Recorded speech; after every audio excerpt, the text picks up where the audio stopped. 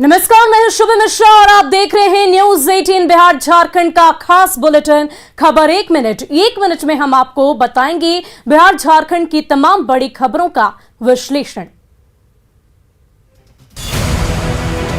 काली कमाई करने वालों के खिलाफ कार्रवाई लगातार जारी है। आर्थिक अपराध इकाई ने एक और पुलिसकर्मी के खिलाफ कार्रवाई की है। लालगंज थाना प्रभारी चंद्रभूषण शुक्ला के ठिकानों पर ईओयू ने छापेमारी की है। छपरा, सिवान और लालगंज में ईओयू ने छापा मारा है। चंद्रभूषण शुक्ला पर आय से अधिक संपत्ति अर्जित करने का आरोप है। लालगंज थाने में इससे लेकर केस दर्ज है। साथ ही शराब माफियाओं को संरक्षण देने का भी आरोप है। जिन 3 जगहों पर छापेमारी की गई उसमें छपरा भी शामिल है। लालगंज थाना अध्यक्ष चंद्रभूषण शुक्ला ने आलीशान मकान बनाया है।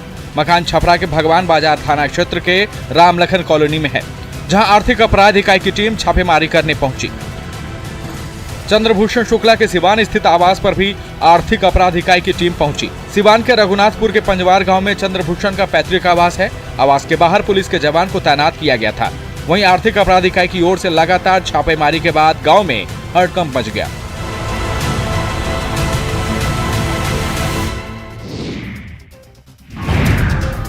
छपरा में बुधवार को अजीबोगरीब नजारा दिखा जब पुलिस वाले ही बंधक बने नजर आए। गुस्साए भीड़ के बीच घंटों बंधक रहे पुलिस टीम की पुलिस वालों ने मुश्किल से निकाला। ये पूरा माजरा छपरा के तेलपा मोहल्ले का है। हाजीपुर छपरा एनएच पर बालू लदे ट्रकों का आना जाना होता है। एनएच पर बालू कारोबारियों से पुलिस द्वारा वसूली के भी आरोप लगते रहे हैं। मामले को लेकर अब स्थानीय लोगों में आक्रोश पनप रहा है, जिसका उदाहरण बुधवार को देखने को मिला। भीड़ पुलिस वालों पर जबरन वसूली का आरोप लगा पुलिस वालों को कोस रहे थे। भीड़ से घिरे पुलिस वाले दुबके हुए और बंधक बने रहे।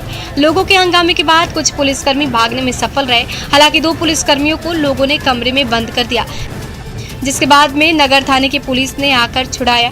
नगर थाने के तेलपा मोहल्ले की ये घटना है। बताया जा रहा है कि इलाके में पुलिस के संरक्षण में सारा खेल चल रहा है, जिससे लोगों में आक्रोश है। हालांकि लगातार कार्रवाई भी होती है, लेकिन फिर भी इस पर रोक नहीं लग पा रहा है।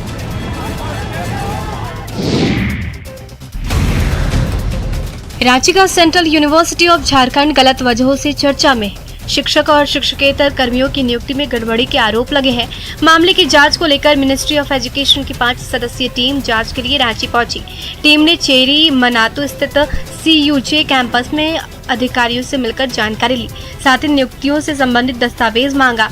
CUJ ने जून 2017 से अगस्त 2020 के बीच हुई नियुक्तियों में 50 शिक्षक और 62 शिक्षकेतर कर्मियों की नियुक्ति को लेकर गड़बड़ी का मामला सामने आया, जिसके बाद सेंट्रल विजिलेंस कमीशन ने पूरे मामले की विस्तृत जांच कराने के लिए केंद्रीय मानव संसाधन विभाग को पत्र लिखा। ज्यादातर नियुक्तियां तत्कालीन कुलपति नंद कुमार यादव बिंदु के कार्यकाल में हुई है। हालांकि मामले पर कॉलेज प्रबंधन ने किसी भी जांच टीम के आने से इनकार किया है। पूरा मामला क्या है, इसका खुलासा भी अब जल्द ही होने वाला है। लेकिन जांच में गड़बड़ी पाई गई तो कई लोगों की नौकरी खतरे में पड़ सकती है।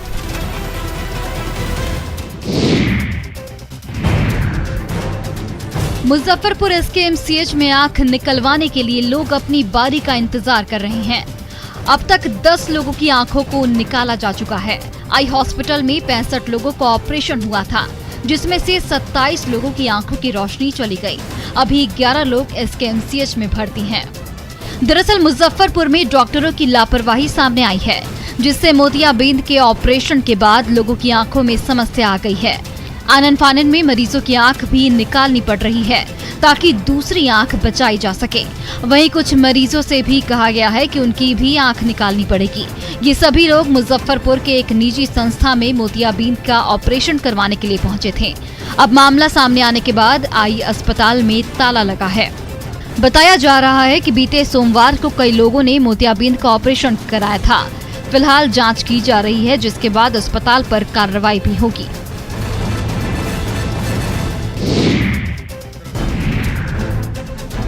शराबबंदी को सफल बनाने के लिए सरकार दृढ़ है। कानून को सख्ती से लागू करने के लिए लगातार बैठकें चल रही है, तो इधर तस्कर भी हर दिन नए नए तरीके अपना रहे हैं। लगातार पुलिस कार्रवाई कर रही है, लेकिन तस्करी रुकने का नाम नहीं ले रहा। बांका में उत्पाद विभाग की टीम ने एक बार फिर से बड़ी कार्रवाई की है, जिसमें भारी मात्रा में अवैध विदेशी शराब जब्त की गई है। वाहन चेकिंग के दौरान उत्पाद विभाग की टीम ने 2 कार को जब्त किया। कार की टंकी और चेसिस में तहखाना बनाकर महंगी ब्रांड की शराब रखी गई थी। झारखंड के हंसडेहा से खगड़िया के महेशकूट की ओर शराब ले जाया जा रहा था। इस कार्रवाई में 3 लोगों को उत्पाद विभाग की टीम ने गिरफ्तार किया। फिलहाल पुलिस तीनों आरोपियों से ये जानने की कोशिश कर रही है कि इन सिंडिकेट में और कौन-कौन लोग जुड़े हैं, साथ ही शराब की सप्लाई कहां-कहां से की जा रही थी। दरअसल पंचायत चुनाव में शराब की खपत की खबरें आ रही हैं, जिसको लेकर तस्कर ज्यादा सक्रिय दिख रहे हैं।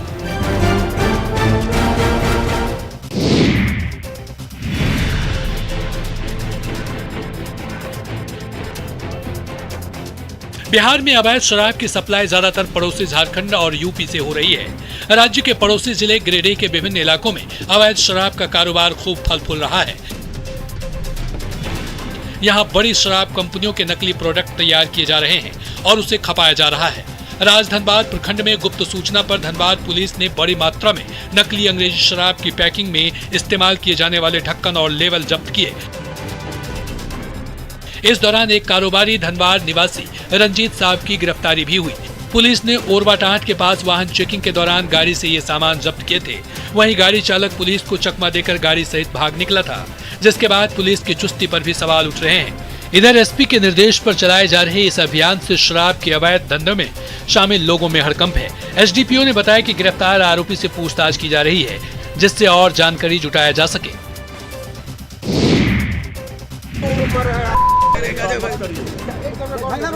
ये तस्वीरें मंगलवार की हैं, जब भाई वीरेंद्र ने ऐसे शब्दों का प्रयोग किया था कि हमें बीप लगाकर दिखाना पड़ रहा है।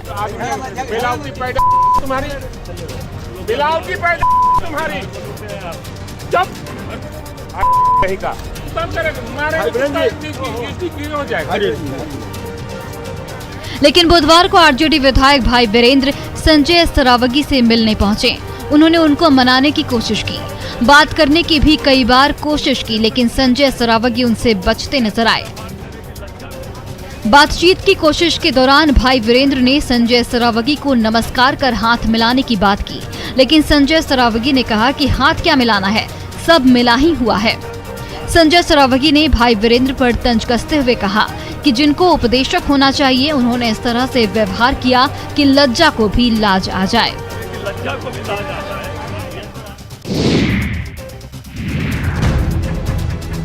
कोरोना वायरस के नए वेरिएंट ओमिक्रॉन ने चिंता बढ़ा दी है। सामने आने के बाद बिहार सरकार समेत स्वास्थ्य विभाग अलर्ट मोड में हो गया है। बिहार के सभी प्रखंडों में कोरोना जांच तेजी से की जा रही है। इसके साथ ही 1 दिसंबर से बिहार में अनलॉक 10 लागू हो गया है। बिहार सरकार ने अनलॉक 9 में दी गई छूट को अनलॉक 10 में भी बरकरार रखा है, जिसके अंतर्गत स्कूल, कॉलेज, कोचिंग, दुकान, सिनेमा हॉल पहले की तरह ही खुले रहेंगे, लेकिन बारात, जुलूस और डीजे की इजाजत इस बार भी नहीं दी गई है। आपदा प्रबंधन समूह ने इस दौरान कोविड नियम मानने वाले दुकानें और मंडी को बंद करने की हिदायत भी दी है। हालांकि पटना के सब्जी मंडियों में लोगों की भीड़ सामान्य दिनों की तरह उमड़ रही है। लोग नियमों का पालन नहीं कर रहे हैं। पटना के मीठापुर सब्जी मंडी की तस्वीरें देखिए, बताने के लिए काफी है कि लोग कितने लापरवाह हैं। लगभग सभी चेहरे बिना मास्क के हैं। अगर एक इंसान भी संक्रमित होगा तो सैकड़ों लोग एक साथ चपेट में आएंगे।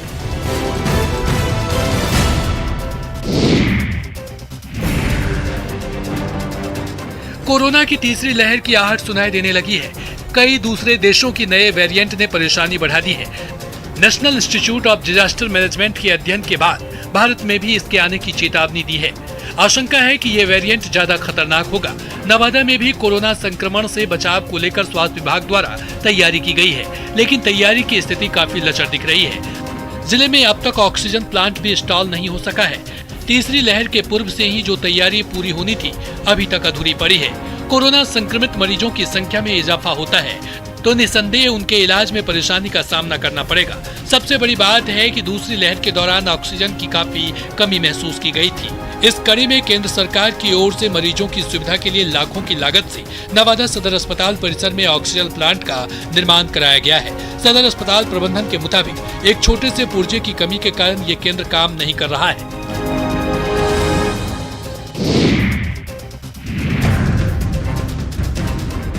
ऑक्सीजन की किल्लत को देखते हुए पूर्णिया मेडिकल कॉलेज में भी 2 ऑक्सीजन प्लांट लगाया गया, जिसमें एक प्लांट पीएम केयर फंड से और दूसरा एक एनजीओ के माध्यम से लगाया गया। 7 अक्टूबर को प्रधानमंत्री नरेंद्र मोदी ने पूर्णिया के 4 ऑक्सीजन प्लांट समेत देश के सभी अस्पतालों की ऑक्सीजन प्लांट का उद्घाटन किया था।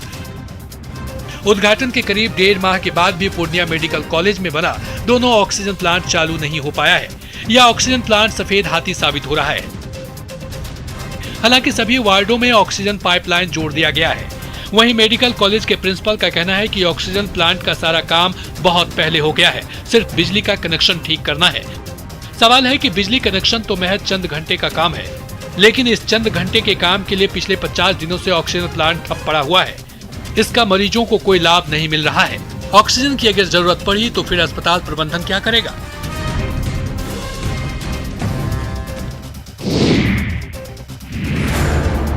कभी खुले आसमान के नीचे तो कभी टूटी फूटी झोपड़ी में शिक्षा की लौ जला रहे यह बच्चे गांधी की धरती पश्चिम चंपारण के हैं, जो पिछले 14 साल से इसी तरह बैठकर शिक्षा का अलख जगा रहे हैं और अपना भविष्य संवारने की जद्दोजहद में लगे हुए हैं। हद तो यह है कि 20 फीट की झोपड़ी में 60 से अधिक बच्चे पढ़ते हैं, वो भी महज 2 शिक्षकों के भरोसे।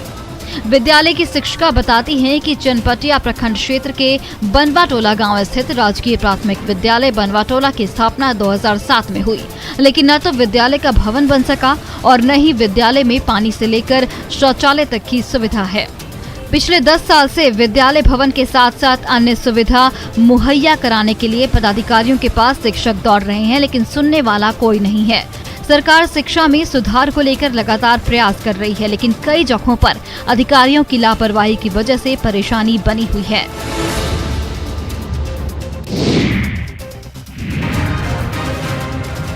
बांका में खाद की किल्लत और कालाबाजारी से किसान परेशान हैं। रजौन में किसानों को ना तो यूरिया मिलता है और ना ही डीएपी, जिससे उनको फसल के बर्बाद होने का डर सता रहा है। किसानों का कहना है कि बाजार में डीएपी और यूरिया की कीमत औने पौने वसूल की जाती है, जिसे वो खरीद नहीं सकते। विस्कोमान संचालक का कहना है कि उन्हें जरूरत के मुताबिक खाद नहीं मिलता। दरअसल कृषि विभाग की लापरवाही के कारण खाद विक्रेताओं की मनमानी चल रही है।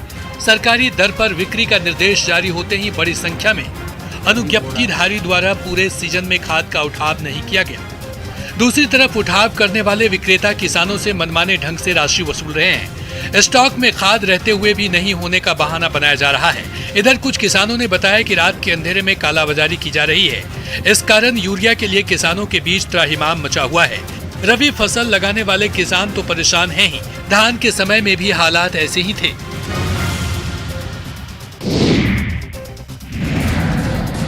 पूरे उत्तर भारत में ठंड ने दस्तक दे दी है। इसके साथ साथ कोहरे ने भी अपना असर दिखाना शुरू कर दिया है। इंडियन रेलवे ने ठंड और कोहरे को देखते हुए 1 दिसंबर से कई ट्रेनों के परिचालन पर रोक लगाने का फैसला किया है। पूर्व मध्य रेलवे ने कोहरे को देखते हुए पटना से होकर गुजरने वाली 23 जोड़ी ट्रेनों को दिसंबर से फरवरी तक के लिए रद्द कर दिया गया है, तो 21 जोड़ी ट्रेनों की रनिंग में कटौती की गई है। साथ ही त्योहारी सीजन में शुरू हुई कई ट्रेनें भी 1 दिसंबर से बंद हो जाएगी। ये सारी ट्रेनें फरवरी के महीने तक कैंसिल की जा रही है।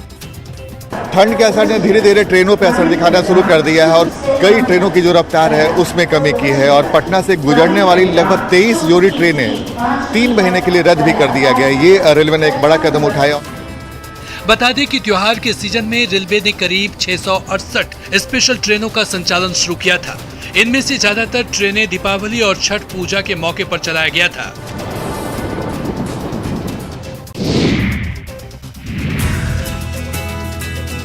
बिहार में लागू शराबबंदी कानून के प्रति लोगों को जागरूक किया जा रहा है।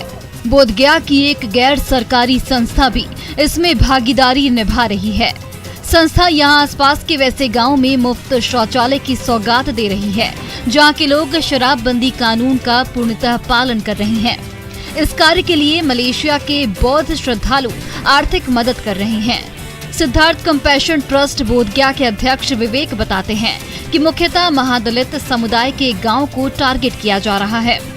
मालूम हो कि अवैध शराब निर्माण, बिक्री और सेवन इन्हीं गांव में ज्यादा किए जाने की शिकायत मिलती है। अभी बोधगया के पास हथियार गांव के महादलित टोला में फ्री शौचालय का निर्माण किया जा रहा है। फिलहाल 20 गांव को चिन्हित किया गया है जहां के लोग शराब पीना छोड़ चुके हैं। गांव के लोग बताते हैं कि वे शराबबंदी कानून का पूरी तरह पालन कर रहे हैं।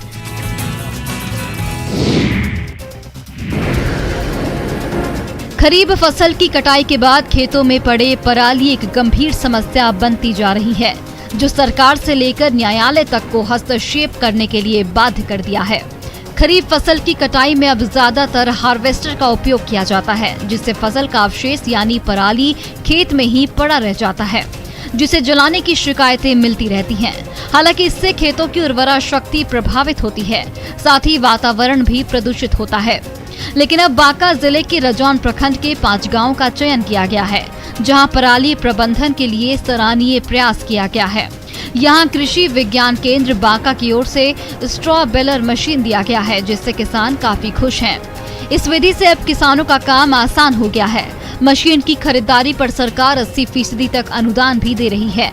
किसान भी स्ट्रॉ बेलर मशीन से पराली प्रबंधन को क्रांतिकारी कदम बता रहे हैं।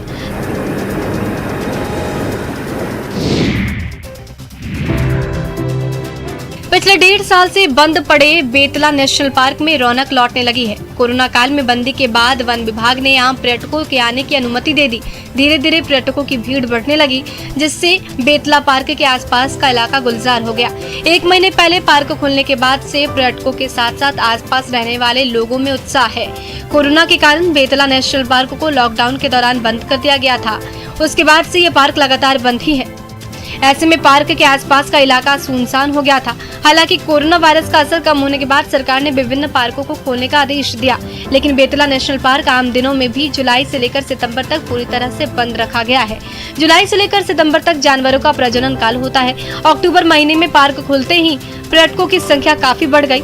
वहीं नवंबर महीने में भी पर्यटकों की संख्या बढ़ती दिखी। खुशी की बात है कि पार्क में देशी के साथ विदेशी सैलानी भी पहुँच रहे हैं।